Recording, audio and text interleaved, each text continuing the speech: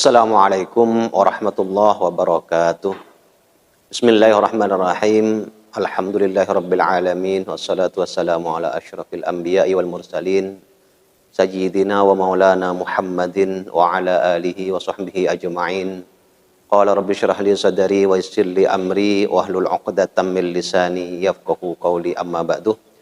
Para pemirsa dimanapun Anda berada, alhamdulillah segala puji bagi Allah, salawat dan salam untuk Rasulullah sallallahu alaihi wasallam. Di bulan Ramadan ini kita diwajibkan oleh Allah Subhanahu wa taala untuk berpuasa di siang hari dan dianjurkan untuk qiyamul lail di malam harinya. Ketika Allah memerintahkan kita berpuasa, Allah kemudian berfirman, ya ayyuhalladzina amanu kutiba alaikumussyiyam kama kutiba alal ladzina min qablikum la'allakum tattaqun.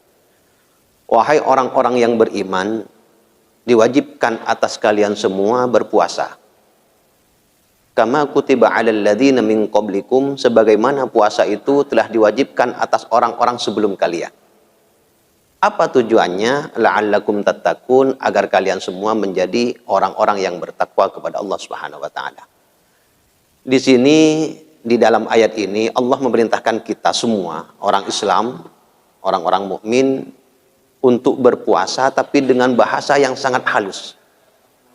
Bahasa yang penuh dengan penghormatan dari Allah Subhanahu wa taala. Jadi pertama Allah memanggil kita dengan ya ayyuhalladzina amanu. Wahai orang-orang yang beriman. Siapa orang-orang beriman? Ya kita, umat Islam, umat Nabi Muhammad SAW.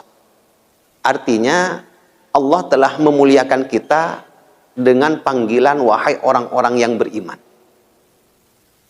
Artinya ketika Allah memanggil kita dengan sebutan wahai orang-orang yang beriman, secara otomatis kita itu adalah ahli surga. Karena orang yang beriman itu dia telah mengucapkan la ilaha illallah. Sedangkan dalam hadis Nabi disebutkan man qala la ilaha illallah dakhalal jannah. Barang siapa yang menyebutkan atau menyatakan la ilaha illallah, tidak ada Tuhan selain Allah Subhanahu wa taala, dakhalal jannah. Secara otomatis dia akan masuk ke dalam surga.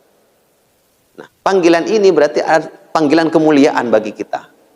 Maka kemudian setelah kita dipanggil dengan sebutan yang sangat mulia, yaitu orang-orang beriman, baru kemudian Allah memerintahkan kita, kutiba alaikumussyiyam. Diwajibkan atas kalian semua itu berpuasa. Di sini Allah juga menggunakan kata kutiba. Ketika menggunakan kata kutiba, artinya perintah puasa itu datang dari Lauhul Mahfud. Artinya sudah tertulis di Lauhul Mahfud. Artinya itu bukan cuman perintah biasa. Dan di sini Allah menggunakan bahasa yang sangat halus. Allah tidak langsung mengatakan sumu, berpuasalah kalian semua, tidak. Tapi kutiba alaikumussyiyam.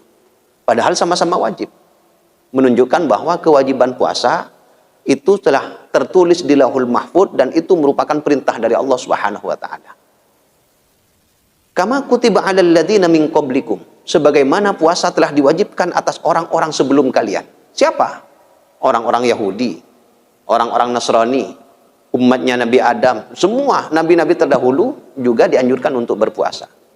Ada yang hanya di hari Asyura kewajiban puasanya, ada yang 3 hari setiap bulannya yang kita sebut dengan Ayyamul Bid.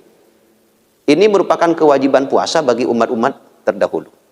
Artinya bahwa ketika kita mendapatkan perintah puasa dari Allah Subhanahu wa taala, bukan hanya kita, tapi orang-orang beriman sebelum kita juga diwajibkan untuk berpuasa oleh Allah Subhanahu wa taala.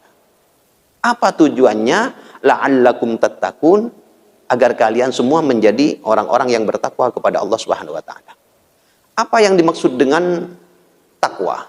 Takwa itu adalah imtithalu awamirillah wajtinabu nawahi. Melaksanakan semua yang diperintahkan oleh Allah Subhanahu wa taala dan menjauhi semua yang dilarang oleh Allah Subhanahu wa taala. Artinya ketika kita menjadi orang yang bertakwa kepada Allah Subhanahu wa taala, itu kita menjadi orang yang baik. Orang yang selalu melaksanakan perintah Allah dimanapun kita berada dan menjauhi semua larangan Allah dimanapun kita berada. Artinya menjadi orang yang bertakwa itu adalah menjadi orang yang paling mulia di antara kita. Kenapa? Karena di dalam firman Allah yang lain disebutkan inna akramakum indallahi atqakum.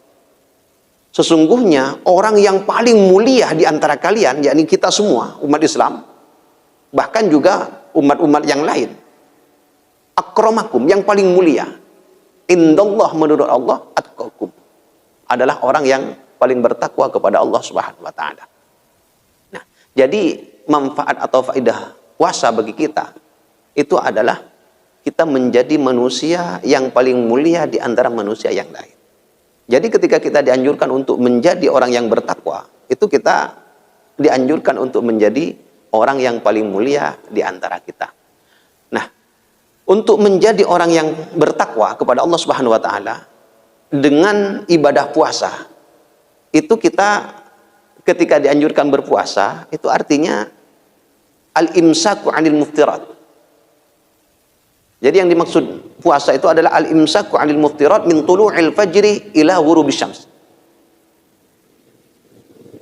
Menahan diri dari semua yang membatalkan puasa dari terbitnya fajar sampai terbenamnya matahari. Jadi orang yang berpuasa itu adalah orang yang hati-hati dengan makanannya, hati-hati dengan minumannya, hati-hati dengan perbuatannya. Jadi ketika disebutkan puasa itu artinya kita tidak boleh makan, tidak boleh minum, tidak boleh melakukan hubungan suami istri. Ini hal-hal yang membatalkan puasa. Di samping hal-hal yang membatalkan puasa, ada juga yang membatalkan pahala puasa. Seperti ghibah, menggunjing orang lain, atau berbuat maksiat, atau dosa-dosa yang lain. Maka kemudian ketika kita dianjurkan berpuasa oleh Allah Subhanahu wa taala, kita dianjurkan untuk selalu berhati-hati dalam kehidupan sehari-hari. Jadi orang yang berpuasa itu sangat mudah menjadi orang yang bertakwa kepada Allah Subhanahu wa taala, karena dalam kehidupan sehari-harinya dia akan selalu berhati-hati. Nah, ketika berhati-hati misalnya ketika mau makan. Sekarang saya misalnya sudah sedang berpuasa, mau makan. Itu saya harus lihat dulu barangnya apakah suci atau najis. Suci. Oke, boleh dimakan. Tapi kemudian di standar kedua, di ukuran kedua, apakah halal atau haram? Artinya walaupun barangnya suci, tapi kalau saya dapatkan dengan cara yang haram, tetap tidak boleh. Nah, setelah dua hal ini dilewati, baru kemudian yang ketiga, apakah sudah masuk waktunya apa belum? Jadi walaupun barangnya, makanannya itu suci, kemudian juga halal, tapi kalau masih belum waktunya, belum masuk waktu maghrib, itu kita tidak boleh. Artinya ketika kita sedang berpuasa, kita dituntut untuk selalu berhati-hati dalam bertindak tanduk dalam kehidupan sehari-hari. Oleh sebab itu, adanya puasa ini membuat kita menjadi orang yang bertakwa sebagaimana tujuan dari puasa yang disebutkan oleh Allah Subhanahu wa taala, la'allakum tattaqun. Mudah-mudahan bermanfaat. Ihdinas siratal mustaqim. Assalamualaikum warahmatullahi wabarakatuh.